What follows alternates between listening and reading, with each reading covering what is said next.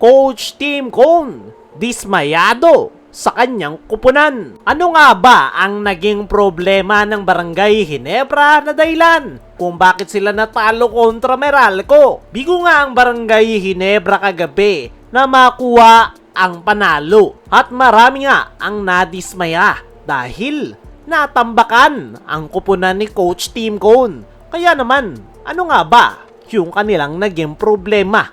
Unang-una ay masyado silang nag-rely sa kanilang outside shooting. Maganda naman yung naging simulan ng Ginebra kung saan naging mainit yung kanilang outside shooting. Maaga silang nag-init pagdating sa 3-point area, pero yung naging problema, maaga din silang naubos pagdating dyan. Masyadong nag-rely ang Barangay Ginebra sa kanilang outside shooting kung saan pinilit nga nila yung kanilang outside shots kahit hindi na pumapasok. Nakalimutan na nga ng Barangay Ginebra yung kanilang identity na pag-atake sa painted area at perimeter area. Pero naiintindihan ko si Coach Tim kung bakit mas nag-rely sila sa kanilang outside shooting dahil yan wala nga si Japet at kailangan talaga nilang idaan sa outside shooting.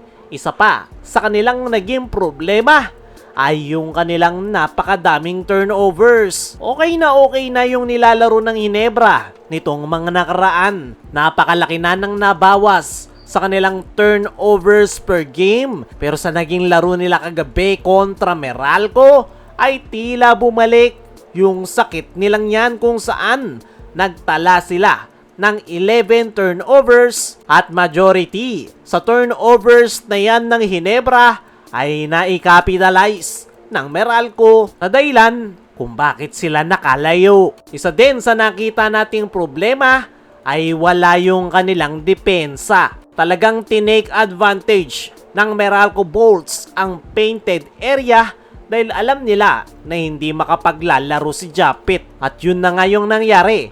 Inatake nila ng inatake yung ilalim at dun na nagsimulang mag-collapse ang Barangay Ginebra. Para sa akin mga chong, malaking kawalan talaga si Japet Aguilar para sa kupunan ni Coach Tim Cone. At talagang naramdaman nila ang pagkawala ng nasabing big man kontra sa Meralco Bolts. Sana lang talaga ay agad na makabalik na si Japet para sa Barangay Ginebra. Kaya mga chong, ano pa yung mga nakita nyong problema ng Ginebra? I-comment mo lang dyan sa ibaba at pag-uusapan natin yan. Samantala, Coach Tim Cone, dismayado sa kanyang kupunan. Sa pagkakatalo nga ng Barangay Ginebra kagabi, isa sa pinaka-obvious na dismayado ay itong si Coach Tim Cone. Dahil ayon nga sa kanyang naging latest interview ay hindi nga daw nila nagawa yung kanilang game plan. Wala nga rin daw yung kanilang depensa at yun nga daw yung dahilan